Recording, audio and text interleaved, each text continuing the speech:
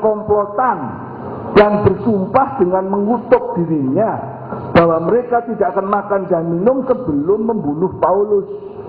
Ini orang-orang Yahudi yang bukan rasul-rasul, yang memang anti kekristenan. Nah, kok ini dianggap suara Kristen, seolah-olah Paulus itu palsu. Ini nanti akan kacau. Bagaimana kalau kami mengutip tulisan-tulisan teman Islam yang dianggap murtad, misalnya Salman Rushdie dan sebagainya, lalu seolah-olah itu Quran. Ya, saya malu sama teman-teman Islam. Saya kira ini yang harus dijaga kejujurannya itu di situ.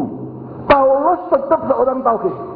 1 Korintus 8 ayat 6. Jadi bagi kita hanya ada satu Allah, Bapa, Allah Abraham, Ishak dan Yakub, dan satu Tuhan, yaitu Yesus.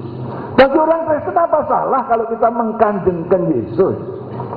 Nah, kalau ini salah, berarti ini sudah perampasan hak asasi manusia. Oke, Pak. Terima kasih. Langsung monggo disangka, Pak. Oke, terima kasih. Jadi,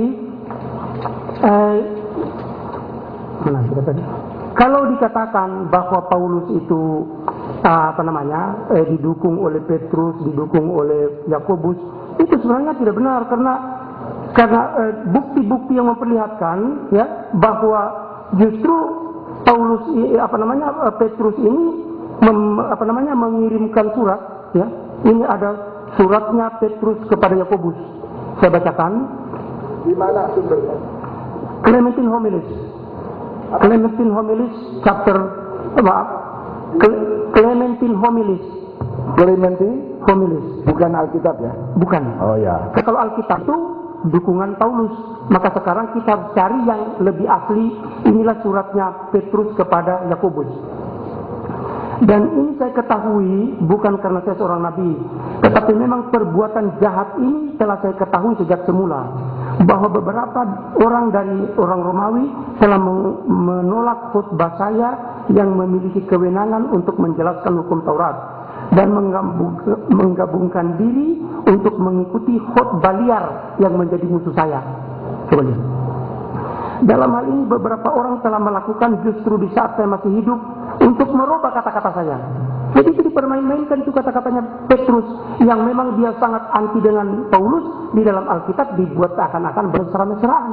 Ini yang kita bisa tersesat. Ya.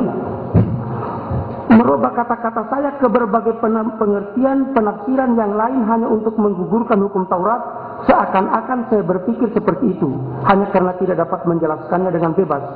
Tetapi orang ini mengaku saya tidak tahu bagaimana mengetahui yang saya maksudkan, padahal sesungguhnya saya tidak pernah mengajarkan demikian.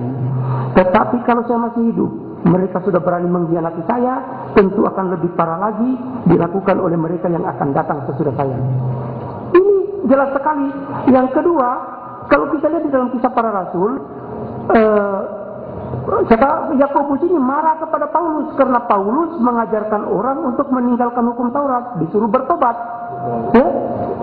Ya, jadi di sini Paulus ini telah menggugurkan hukum Taurat, kemudian melakukan kedustaan-kedustaan dengan mengatakan bahwa inilah firman Allah, padahal tidak pernah difirmankan.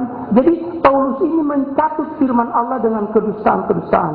Nah, inilah yang kemudian melahirkan, makanya dia dikejar-kejar untuk dibunuh. Siapa yang kejar-kejar untuk dibunuh? Mereka yang mempertahankan hukum Taurat. Paulus ingin menggugurkan hukum Taurat.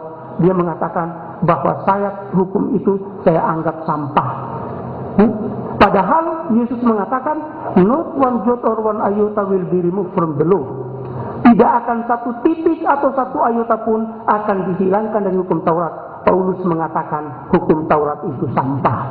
Klarifikasi, Pak. Ya. Di mana tertulis dalam kitab suci Paulus mengatakan hukum Taurat itu sampah.